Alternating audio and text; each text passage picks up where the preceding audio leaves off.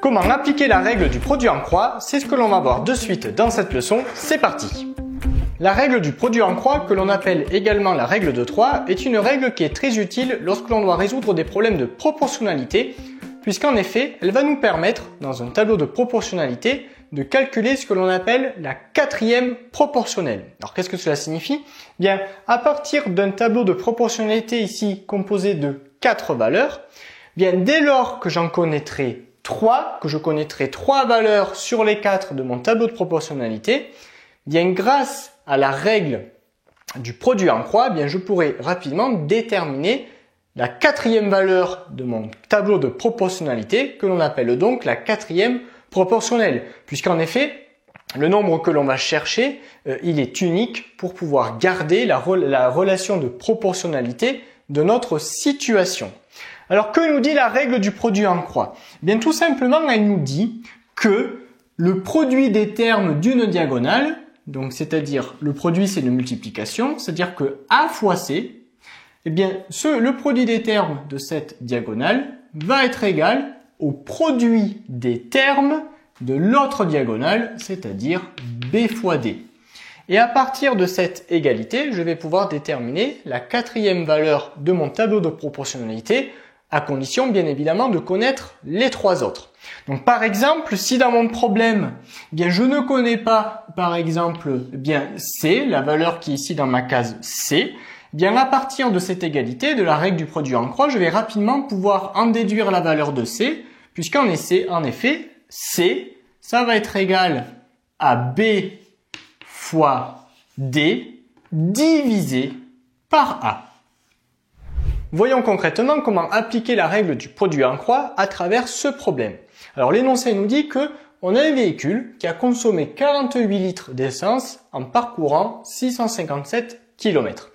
Question, quelle est la consommation en litres de ce véhicule pour 100 km parcourus? Alors en général, oui, quand on achète un véhicule, le constructeur, le vendeur nous précise combien le véhicule consomme en moyenne 2 litres d'essence pour 100 km. Donc en fait, c'est ça que l'on cherche ici dans cette première question. Donc cette situation, eh bien, je peux la représenter par l'intermédiaire d'un tableau de proportionnalité.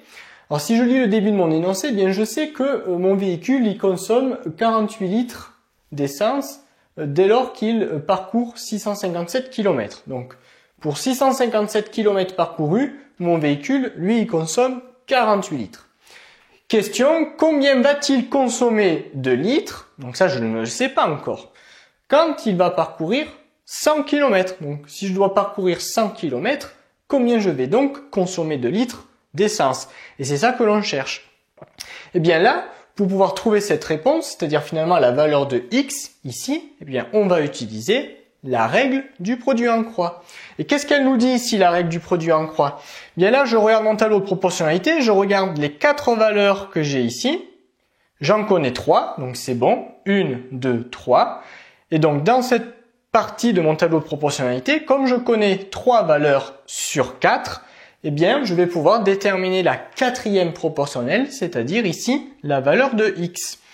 Donc on va appliquer la règle du produit en croix qui nous dit que, eh bien 48, alors on va le prendre plutôt dans ce sens parce qu'on veut x, on va garder x dans le membre de gauche.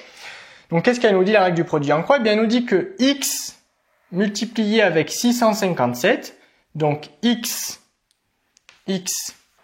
fois 657, eh bien ça va être égal à 48 fois 100. C'est égal à 48 fois 100. Donc ça, c'est la première étape. J'écris l'égalité et la règle du produit en croix. Maintenant, j'isole x, parce que moi, je veux x égale. Bien, x, c'est égal à quoi? Bien, 657, dans ce membre de l'équation, il multiplie, donc il va diviser dans l'autre membre. Autrement dit, x, ça va être égal à 48 fois 100, divisé par 657. Et finalement, là, si on prend une calculatrice, x, c'est à peu près égal. Je mets à peu près égal parce que on va pas avoir une valeur exacte à la fin. C'est pour ça qu'on nous précise ici de d'arrondir au dixième près. Si je tape tout ceci sur la calculatrice, on va trouver que x est à peu près égal à 7,30. Et comme j'arrondis au dixième près, eh bien je regarde le chiffre après les chiffres des dixièmes, j'ai 0. Donc là, pour le coup, on va arrondir à 7,3 parce que le chiffre qui est juste après, le chiffre des centièmes, il est plus petit que 5. Donc finalement, x, c'était à peu près égal à 7,3. Et on n'oublie pas que on parle, je vais rajouter une ligne, x à peu près égal à 7,3 litres. Parce que là, on parle de litres d'essence. Et donc finalement, je sais maintenant que si je parcours 100 km avec mon véhicule, eh bien je vais consommer à peu près 7,3 litres. Et on finit avec la deuxième question. Pour cette deuxième question, on nous demande donc combien de kilomètres peut parcourir ce véhicule avec un plein de 70 litres. C'est pour ça que j'ai déjà rempli dans mon tableau de proportionnalité ici 70 litres. Question, quand j'ai 70 litres d'essence dans mon réservoir, combien vais-je pouvoir parcourir de kilomètres?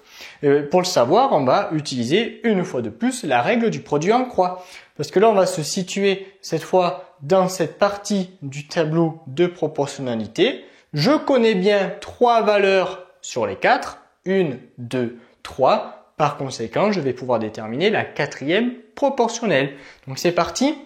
Appliquons ici le produit en croix. Alors ce que l'on va faire, c'est contrairement à ce qu'on avait fait pour la première question, on va gagner du temps cette fois. Ça, c'est quand on commence à être à l'aise. C'est-à-dire qu'on ne va pas écrire cette étape du calcul, on va pas écrire cette égalité-là. On va directement écrire cette égalité-là, c'est-à-dire l'égalité qui va nous donner directement le résultat. C'est-à-dire que l'on va écrire directement y égale quelque chose. Et là, je vais te montrer comment on fait cela facilement et rapidement. Donc, on fait le produit en croix. Alors, si ça nous aide au début, dans le tableau de proportionnalité, je peux toujours le représenter comme ça, mon produit en croix. C'est-à-dire que 7,3, ça va fonctionner avec Y. En fait, ce sont des couples. On a 2 couples à chaque fois. Donc, on a ce premier couple et ensuite, on a le deuxième couple, c'est-à-dire 70 fois 100. Moi, ce que je veux, c'est déterminer la valeur de Y. Je veux donc Y égale quelque chose. Alors, Y égale quoi? Bien, pour le savoir, tout simplement, je cache Y dans mon tableau et je regarde quel est le couple entier qui me reste. Eh bien, le couple qui me reste, c'est 100 fois 70. Ils sont toujours ensemble, les deux là. 70 fois 100. Donc, Y, ça va être égal à 70 fois 100, c'est-à-dire le couple qui me reste ici, divisé cette fois par ce qui me reste ici, c'est-à-dire 7,3. Et là, bien évidemment, on prend la calculatrice. Donc là, eh bien, on prend la calculatrice et si je tape tout ceci sur ma calculatrice, je vais donc trouver que Y, c'est à peu près égal à 958,9.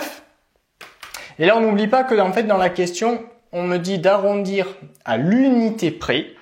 Par conséquent, si je veux arrondir à l'unité près, eh bien, le chiffre des unités, c'est 8. Donc, comme pour arrondir à l'unité près, je regarde le chiffre qui est juste après, c'est-à-dire ici le chiffre des dixièmes, 9.